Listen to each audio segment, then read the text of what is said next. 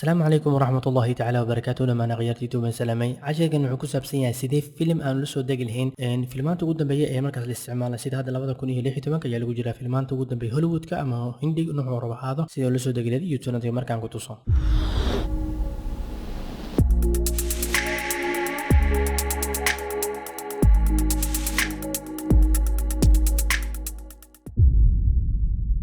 marka sida video ugu soo degto marka waxaad sameynaysaa browserkaaga ayaad furaysaa kadibna linkiga description-ka ku yaala ayaad kasoo qaadanaysaa linkigana sidan ayaa kugu soo baxaya marka ku dhufatid wuxuuna ku qoran userentiga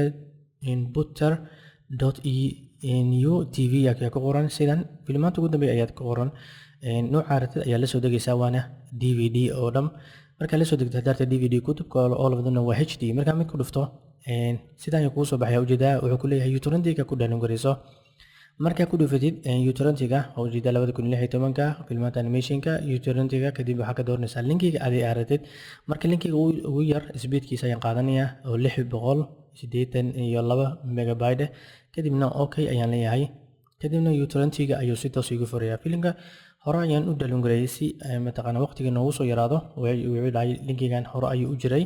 saas darteed utorrentiga ayaan furayaa kadibna utorrentiga markaan furo waa kan utorrentiga furo videoga complete uu dhamaaday videogana waa hd markaan jiro double click siiyo folderka ayuu si toos geenayaa videoga ayaan double click siinayaa isla markii videoga waxaa ku soo baxay filimkii oo high quality ah kalikiisana si fiican u aragtaan filmaan inta badan laga soo dhalingareeyo meelahan ayaa dvd lagu shubaya inta badan dadka studio leh sidan ayay u isticmaalaan inta badan film ay soo gataan marka sidan ayaa sameyn kartaa all of them waa linkiga sidan ay kugu soo baxayo